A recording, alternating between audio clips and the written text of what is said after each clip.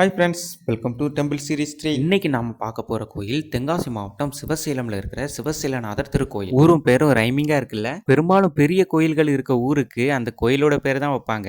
எடுத்துக்காட்டுக்கு நம்ம நெல்லையப்பர், திருவண்ணாமலை எடுத்துக்கலாம். அவ்வளோ பெரிய கோயிலோட இதுன்னு கேட்டீங்கன்னா ஆமாங்க, இந்த ஏரியால இதுதான் ரொம்ப பெரிய கோயில். தமிழ்நாட்டில் ஒரு சில கோயிலுக்கு மட்டும்தான் மேற்கு பார்த்த நுழைவாயில் இருக்கும். அதில் ஒரு கோயில் இந்த கோயில். இந்த கோயிலுக்கு ஏன் மேற்கு பார்த்த வாசல் இருக்குது அப்படிங்கிறதுக்கு ஒரு கதையே இருக்கு. அந்த கதையை தெரிஞ்சுக்கணும்னா நீங்க கூகுளில் போய் சர்ச் பண்ணணும்னு அவசியமே இல்லை. அதை பற்றின வீடியோ ஆல்ரெடி டீட்டெயிலாக நம்ம சேனல்லே போட்டிருக்கோம். அதோட லிங்க் டிஸ்கிரிப்ஷனில் கொடுக்குறேன், மறக்காம பாருங்க. இந்த கோயிலோட முதன்மை கடவுள் யாருன்னு பார்த்தீங்கன்னா சிவசேலநாதர், இன்னொன்று பரமகல்யாணி அம்மாள். விசேஷ நாள்களை தவிர மற்ற நாள்களில் இந்த கோயிலில் கூட்டம் கம்மியாக தான் இருக்கும். ஸோ மற்ற நாளை போய் நிம்மதியாக பொறுமையாக சாமியை பார்த்துட்டு வரலாம். பிரதோஷம் டைமில் இங்கே புளி சாதம், தயிர் சாதம்லாம் கொடுப்பாங்க. அதை வாங்குறதுக்காகவே சின்ன வயசில் ஒவ்வொரு பிரதோஷமும் மிஸ் பண்ணாமல் ஓடி வந்துடுவேன். ஒரு சில நாள்லாம் டியூஷன் போக வேண்டியது இருக்கும். டியூஷன் மிஸ்ஸையும் எப்படியாவது கன்வின்ஸ் பண்ணி கூட்டு வந்துடுவோம் நாங்கள்லாம். அப்புறம் ஒவ்வொரு சாமியாக பொறுமையாக கும்பிட்டுக்கிட்டே வந்துகிட்டு இருந்தோம். அப்புறம் கொஞ்சம் தூரம் வந்து பார்த்தா இந்த 63 நாயனார்களோட சிலை வச்சிருந்தாங்க. இதை பார்த்ததுமே எனக்கு என்ன ஞாபகம் வந்துச்சுன்னா, சின்ன வயசுல 63 நாயனார்கள்னு போட்டிருக்காங்க, ஆனா 63 சிலை இருக்குதான்னு எண்ணி செக் பண்ணிட்டு தாங்க போவேன். அப்புறம் இங்க ஒரு உரல்ல மஞ்சள் வச்சிருப்பாங்க.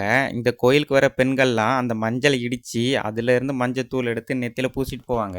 நல்லபடியா சாமியெல்லாம் கும்பிட்டுட்டு உட்காந்துட்டு இருந்தோம். ஒரு குட்டி பையன் எங்க கூட விளையாடிக்கிட்டு இருந்தான். இதோ இந்த இடத்துல தாங்க எங்களுக்கு கல்யாணம் நடந்துச்சு. அதனாலதான் இந்த கோயிலுக்கு இவ்வளோ ஹைப் கொடுத்தியாடான்னு உங்களுக்கு இப்போ புரிஞ்சிருக்கும். உண்மையாகவே இது ஒரு நல்ல அமைதியான கோயிலுங்க. கோயிலோட ஒரு பக்கம் பார்த்தீங்கன்னா ஃபுல்லாக வயல் இருக்கும். இன்னொரு பக்கம் பார்த்தீங்கன்னா நான் ஆல்ரெடி வீடியோவில் காட்டின மாதிரி நதி ஓடிக்கிட்டு இருக்கும். உங்களில் யாராவது நம்ம ஊர் பக்கம் வந்தீங்கன்னா, ரொம்ப சிவன் பக்தியாக இருந்தீங்கன்னா இந்த கோயிலுக்கு வாங்க, நான் உங்களை கூப்பிட்டு போகிறேன். யாரெல்லாம் கோயிலுக்கு வந்தோன்னு கடைசி வரை சொல்லவே இல்லை. நான், மீனா, எங்கள் அம்மா, என்னோட தங்கச்சிங்க இனியா, ரமா 2 பேரும் வந்திருந்தாங்க. ஓகே ஃப்ரெண்ட்ஸ், நான் உங்களை டெம்பிள் சீரிஸ் 4ல மீட் பண்ணுறேன். பாய். சொல்ல மறந்துட்டேன், சப்ஸ்கிரைப் மட்டும் மறக்காமல் பண்ணிடுங்க.